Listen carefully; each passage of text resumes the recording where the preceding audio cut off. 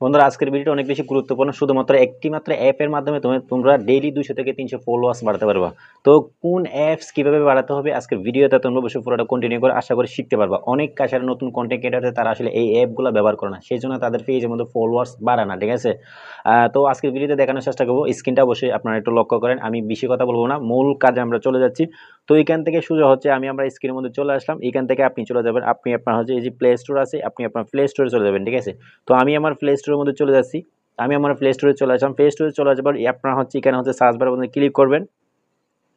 আপনি আবার সার্চ বারের মধ্যে ক্লিক করবেন। আমি আমার সার্চ বারের মধ্যে ক্লিক করি, এই সার্চ বারে গেলাম। সার্চ বারে দেখবেন এখানে হচ্ছে সার্চ করবেন। এখানে আপনি লিখবেন হচ্ছে এই যে মেটা মেটা বিজনেস সুইট, ঠিক আছে। এখানে মেটা বিজনেস সুইট, এই যে হুবহু যে নামটা, এই যে হুবহু এই নামটা আপনি হচ্ছে কি করবেন, ঠিক আছে, উপরে চলে আসছে, ঠিক এই নামটা আপনি লিখবেন, ঠিক আছে। এই নামটা লিখে এখানে ক্লিক করবেন। এখানে ক্লিক করবেন এই যে সফটওয়্যারটা, সেই সফটওয়্যারটা অলরেডি চলে আসছে। দেখেন আমার এখানে সফটওয়্যারটা অলরেডি এখানে ওপেন দেখা যাচ্ছে, ঠিক আছে, কারণ আমি ইনস্টল করা, আমি সেই অ্যাপটা আমি ব্যবহার করি, ঠিক আছে।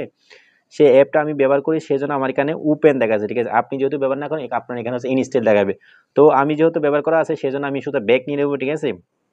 তো আমি শুধু হচ্ছে অ্যাপের মধ্যে ক্লিক করি। এখানে অ্যাপের মধ্যে আমি ক্লিক করি, ওপেনের মধ্যে ক্লিক করি, শুধু আমার ওপেন অ্যাপের মধ্যে নিয়ে যাবে। তো আমি শুধু হচ্ছে অ্যাপের মধ্যে ক্লিক করলাম। অ্যাপের মধ্যে ক্লিক করার পর আমার শুধু হচ্ছে অ্যাপটা এভাবে চলে আসবে। আপনার যদি অ্যাপটা যদি ইনস্টল করা না থাকে, আপনার হচ্ছে এখানে লগ ইন করতে হবে। আপনার ফেসবুক আইডিটা লগ ইন করলে হুবহু আপনার পেজটা এভাবে ইন্টারফেসটা এভাবে শো করবে। তো এখানে আমার পেজটা এভাবে শো করছে। এখান থেকে শো করার পর আপনি সোজা হচ্ছে এখান থেকে এখানে ক্লিক করবেন, ঠিক আছে। আমি আপনাদেরকে দেখাচ্ছি, এখানে টুল আছে, ঠিক আছে। এই টুলের মধ্যে ক্লিক করবেন।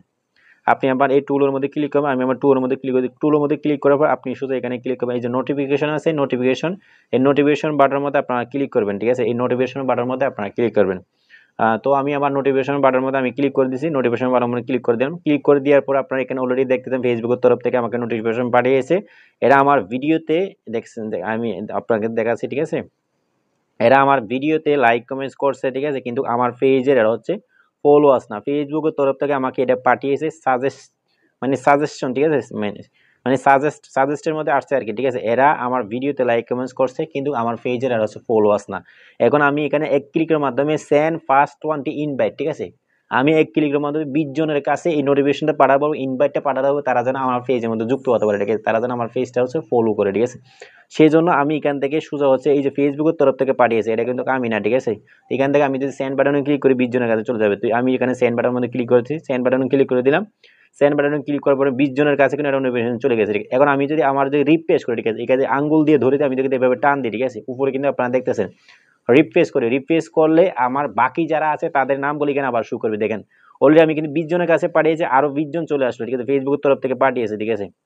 আরো 20 জনকে সেন্ড করার জন্য ফেসবুক বলতেছে, এখানে আমি আবার 20 জনের কাছে সেন্ড করে দিব। এখন আমার 40 জনের কাছে হচ্ছে নোটিফিকেশনটা পাঠানো হয়ে গেছে।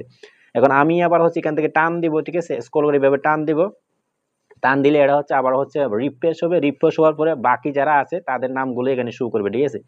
আরো 20 জনের নাম এখানে চলে আসলো। আমি অলরেডি 40 জনের কাছে পাঠালাম। এবার যদি পাঠাই আমার 60 জনের কাছে হয়ে যায় নোটিফিকেশন। 60 জনের মধ্যে মিনিমাম হচ্ছে 30 থেকে 40 জন হচ্ছে এই যে অ্যাকসেপ্ট করে, বুঝছেন, অ্যাকসেপ্ট করে। আমি সবসময় এভাবে হচ্ছে ফলোয়ার্স করে পারে। ঠিক আছে, আমি আবার এখানে করে দিলাম সেন্ড ফার্স্ট 20। এবার আমি আবার একটু করে দেখি আর কেউ আছে কিনা, ঠিক আছে। আমি আবার একটু রিফ্রেশ করি। রিফ্রেশ করার পর যদি থাকে তাহলে চলে আসবে। এখানে দেখেন আবারও চলে আসছে, ঠিক আছে। এখানে দেখেন আবারও 20 জনের কাছে সেন্ড করার জন্য এখানে ফেসবুকের তরফ থেকে আবারও নোটিফিকেশন আমাকে দিয়ে দিছে। আপনারা কি দেখতেছেন? এখানে আমি আবারও ক্লিক করে দেব। এভাবেই আপনারা চাইলে সারাদিনে একদিনে আপনি 1000 মানুষকে আপনি ইনভাইট করতে পারবেন আপনার পেজ যেন, তারা যেন ফলো করে, ঠিক আছে। তারা কিন্তু আপনার ভিডিওতে লাইক কমেন্টস করছে, কিন্তু আপনার পেজে তারা সদস্য না। তো আপনি এখানে সেন্ড বাটনে ক্লিক করে আপনি একবারের মধ্যে 20 জন করে হচ্ছে এখানে সেন্ড করতে পারবেন, ঠিক আছে। আর দেখেন আরো 20 জনকে সেন্ড করার জন্য ফেসবুকের তরফ থেকে আবারও দিচ্ছে। দেখেন এভাবে আমার এখানে কয়েকশো আছে বলার বর্ণনা, ঠিক আছে। তো আমি প্রায় সময় এখানে এসে সবসময় এখানে সেন্ড বাটন ইনভাইট করে দিই তাদেরকে। ইনভাইট করে দিলে পেজের মধ্যে নতুন নতুন ফলোয়ার্স সাথে যুক্ত হয়, ঠিক আছে।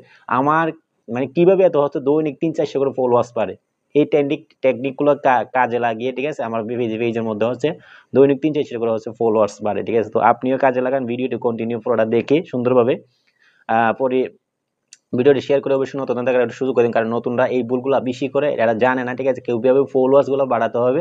আজকের ভিডিওটা এই পর্যন্ত, অনেক বেশি লম্বা হয়ে গেছে। সবাই ভালো থাকবেন, সুস্থ থাকবেন, আল্লাহ হাফেজ।